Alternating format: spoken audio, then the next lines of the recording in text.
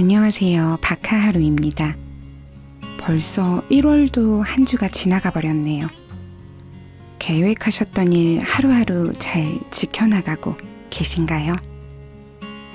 너무 큰 계획보다는 소소하게 습관으로 만들어서 도전해 보시는 건 어떨까요?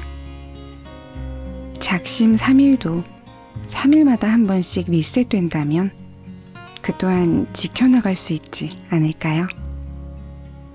우리 작은 습관부터 차근차근 지켜나가 보자고요.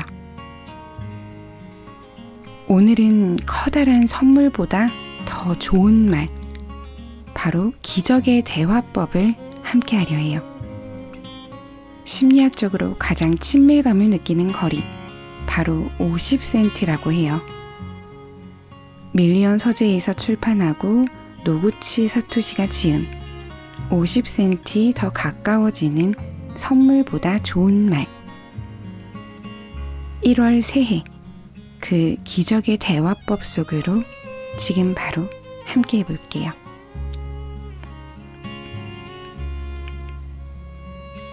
기분 좋은 대화의 비밀. 오늘날 미국 메이저리그에서 활약하고 있는 일본인 투수이자 지명타자 오타니 쇼헤이가 슈퍼스타로 인기를 끌고 있는 이유는 야구 천재에 걸맞은 뛰어난 실력과 화려한 플레이뿐만 아니라 인품으로도 사람들을 매료시키기 때문입니다. 그가 메이저리그로 진출한 지 얼마 되지 않았을 때의 일입니다. 한 시합에서 오타니 선수는 1루 투수 저스틴 벌랜더 선수에게 삼진아웃을 당했습니다. 기자가 그때 기분이 어땠느냐고 묻자 오타니 선수는 이렇게 대답했습니다. 그렇게 빠르고 품격 있는 볼은 처음이었습니다. 상대 투수에게 최고의 경의를 표하는 대답이었습니다. 품격 있는 볼이라니 참으로 멋진 말입니다. 이런 상황에서 대부분의 사람들은 자신을 중심으로 이야기합니다. 보통 사람이라면 오늘은 움직임이 둔했다. 다음에는 꼭 치고 말겠다. 더 열심히 연습하겠다. 와 같이 표현할 것입니다. 그러나 오타니 선수는 우선 상대 투수에 대해 언급했습니다. 말할 때 상대의 얼굴을 먼저 떠올리는 것은 순간적으로 꾸며내기 힘든 부분입니다. 어릴 때부터 쌓아온 오타니 선수의 인성이 그와 같은 말로 드러난 것입니다. 이제부터 이야기할 내용은 오타니 선수처럼 남에게 사랑받고 존경받는 커뮤니케이션의 비결입니다. 이것은 그 사람의 무의식적인 행동에 녹아있어 매우 자연스럽게 이루어지는 의사소통 방식입니다. 이런 대화법은 상대를 웃음 짓게 하고 흔쾌히 이야기를 풀어놓도록 만듭니다. 메신저를 하거나 메일을 보낼 때 이 방식을 적용하면 상대가 빨리 답장을 보낼 것입니다. 평소에는 답신을 늦게 보내는 사람이라도 말입니다. 열정 가득한 답장 내용과 분량에 상대의 호감이 고스란히 전해져 다시 한번 깜짝 놀랄지도 모릅니다. 이런 커뮤니케이션의 비결은 상대를 먼저 생각하기, 상대방을 대화의 중심에 두고 이야기하고 질문하기입니다. 말하자면 상대방을 주인공으로 만드는 대화입니다. 흔히 우리는 다른 사람에게 애정과 존경을 받으려면 남들보다 뛰어나야 한다고 믿습니다. 그래서 무심코 자신을 주인공으로 내세우고 자랑하며 잘난 척합니다. 하지만 아무리 나는 이라고 자신을 드러낸들 상대방에게 좋은 반응을 끌어낼 수 없습니다. 사람은 누구나 자신의 존재를 인정받고 싶어하고 관심을 끌기를 바랍니다. 상대의 관심을 끌려면 어떻게 해야 할까요? 여기에서 의식의 전환을 해야 합니다. 당신은요? 라는 질문으로 상대를 주인공으로 만드는 대화를 이끌어가면 상대의 태도는 순식간에 달라집니다. 표정이 풍부해지고 과묵하던 사람의 말수가 늘어나며 대화도 점점 무르익어 갑니다. 사람은 그만큼 자신에 관해 이야기할 때와 자신의 이야기를 남이 들어줄 때 기쁨을 느낍니다. 이것이 바로 상대방을 주인공으로 만드는 대화법입니다. 이것을 간단히 표현하면 다음과 같습니다. 이 대화법은 누구에게나 적용할 수 있습니다. 상사, 부하 직원, 고객, 마음에 드는 이성, 학부모 모임, 친구, 가족 등 상대가 누구든 긍정적인 결과를 얻을 수 있습니다. 더욱 흥미로운 사실은 상대방을 대화의 주인공으로 만들고 그 사람의 이야기를 들어주면 상대는 이전보다 당신에게 더욱 관심을 보이며 당신 말에 귀를 기울이게 된다는 것입니다. 상대방을 주인공으로 만드는 대화를 하다 보면 자연스럽게 내 이야기도 하게 되고 상대방에게 좋은 반응까지 끌어낼 수 있습니다.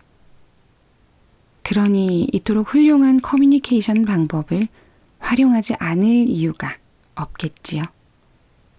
오늘부터 사람들과 소통할 때마다 지금 대화의 주인공은 누구인가를 조금씩 의식해 보기 바랍니다.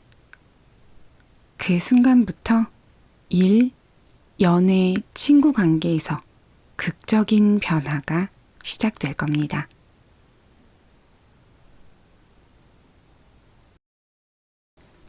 단번에 호감이 상승하는 기적의 대화법. 상대방을 주인공으로 만드는 대화법이라고 하면 조금 낯선 표현에 어떤 개념인지 바로 와닿지 않는 사람들도 있을 겁니다. 사람들을 만나서 이야기를 나눌 때 지금 누가 이야기의 주인공인지를 유념하며 대화하는 사람이라면 인간관계에 정통한 사람일 겁니다. 예를 들어 상대방이 나 차 샀어 라고 말하면 당신은 어떤 말을 건네겠습니까? 다음과 같은 반응을 보일 수 있겠죠? 첫째, 차종이 뭐야? 얼마 주고 샀어? 연비는 어떻게 돼? 이런 식으로 이야기를 전개하는 사람도 많을 텐데 이때는 차가 이야기의 주인공이 됩니다. 이러한 대화법을 이 책에서는 사물을 주인공으로 만드는 대화법이라고 칭합니다. 둘째, 그렇구나. 우리도 10년 정도 타서 이제 슬슬 바꿔야 하는데. 이렇게 말한다면 대화에서 주로 자기 이야기를 하는 사람입니다. 적잖은 사람들이 대화에서 일방적으로 자기 할 말만 쏟아냅니다.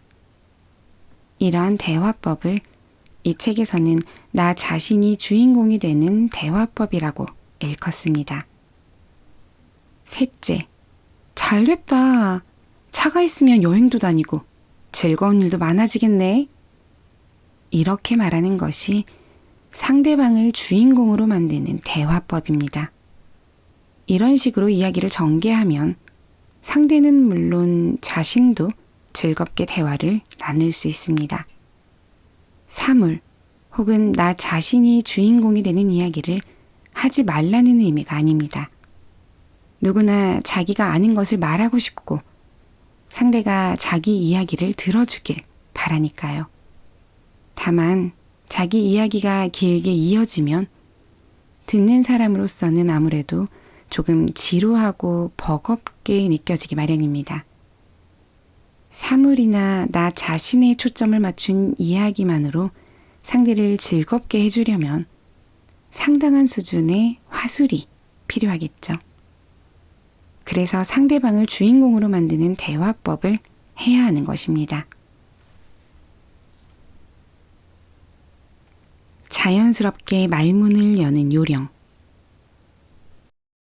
사춘기 자녀의 반항기 때문에 자녀와 어떻게 대화해야 할지 고민이라는 사람들도 많습니다. 아이는 왜 반항할까요? 자신이 어렸을 때를 떠올려 보면 답은 바로 나옵니다. 아이들이 반항하는 이유는 부모와 세상의 가치관을 강요하기 때문입니다. 좋은 학교에 들어가야지. 부모님과 선생님 말씀 잘 들어. 남에게 민폐 끼치지는 말자.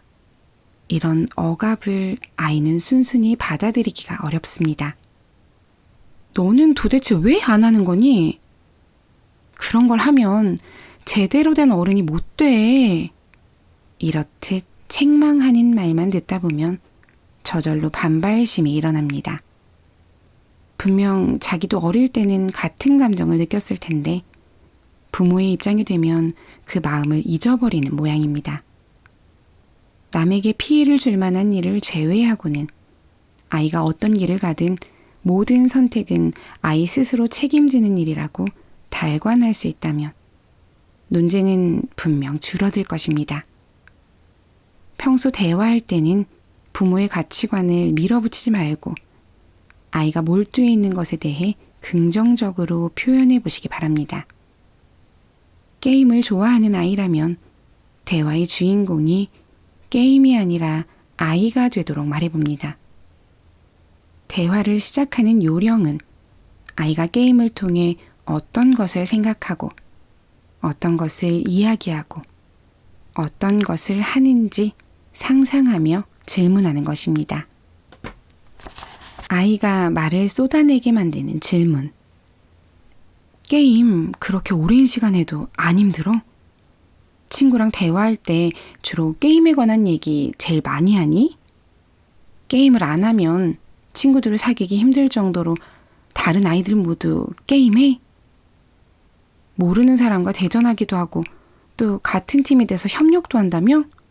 아니, 전혀 모르는 사람인데도 협력이 잘 돼? 게임하는 방식을 보면 그 플레이어가 좋은 사람인지 나쁜 사람인지도 알 수 있어? 이런 질문을 건네보면 의외로 흥미로운 에피소드를 들을 수 있습니다. 게임만 하지 말고 공부 좀 해라! 라고 무조건 윽박지르면 아이는 마음의 문을 굳게 닫아버립니다. 평소 아이의 말에 관심을 보이고 확실하게 공감을 표현하면서 긍정적으로 대해주세요. 아이는 몰라. 그냥 그래. 관심 없다니까? 가 아닌 생각지도 못한 이야기를 쏟아내게 될 테니까요. 아이와 좋은 관계를 만들고 싶다면 이렇게 물어봐 주세요. 게임만 하면 공부에 소홀해지지 않을까? 엄마는 걱정되는데 네 생각은 어때? 그러면 아이 나름대로 생각한 것을 이야기할 겁니다. 그 뒤로는 당신의 소중한 아이를 믿고 따뜻하게 지켜봐 주세요. 아이와 대화를 시작하기 좋은 이야깃거리가 있습니다. 바로 오늘 학교에서 사소한 사건 같은 거 있었어? 라고 물어보는 것입니다.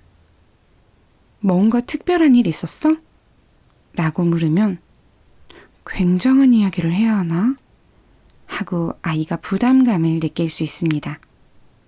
그런데 사소한 사건이라고 하면 아무리 사소한 일이어도 상관없다는 인상을 줍니다. 하루가 과학 시간에 방귀 꼈어. 처럼 소소하고 예상치 못한 에피소드를 듣게 될지도 모르고요. 이 질문은 상대방이 어른일 때도 활용할 수 있습니다. 상대방이 가벼운 마음으로 이야기를 꺼내게 만드는 마력이 있으니 꼭 한번 시도해 보세요. 말이 아닌 마음을 전달하는 것. 커뮤니케이션 능력은 전달력이라고 믿는 사람들이 많습니다. 누구나 자기 이야기를 하려 하고 늘 자기가 주인공이 되고 싶어 합니다. 마치 마음속에 자기 자신이라는 단 한 사람만 존재하는 듯 말이에요. 하지만 그런 마음으로 대화에서는 다른 사람과 원만한 관계를 맺을 수 없습니다. 저는 이렇게 생각합니다. 커뮤니케이션이란 각각 별개였던 두 사람이 녹아들며 하나가 되는 과정이다. 당신이 상대방을 생각할 때 당신의 마음에는 두 사람이 존재합니다. 마음에 다른 이가 들어오면 더 따뜻해지고 한층 강해집니다.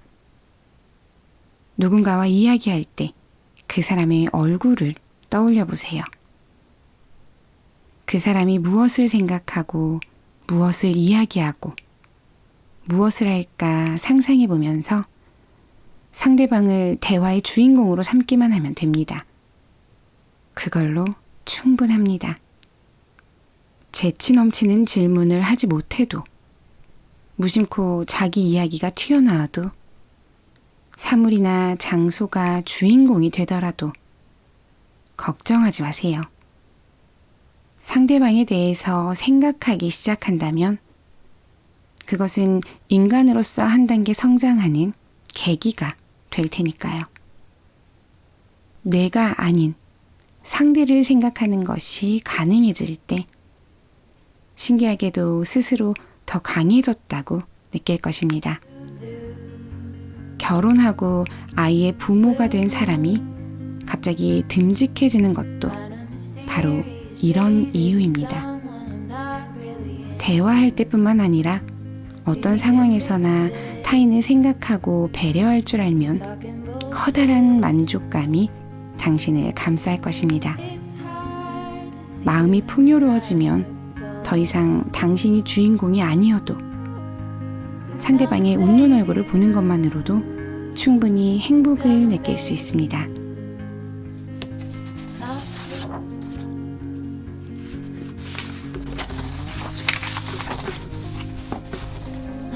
어떠세요?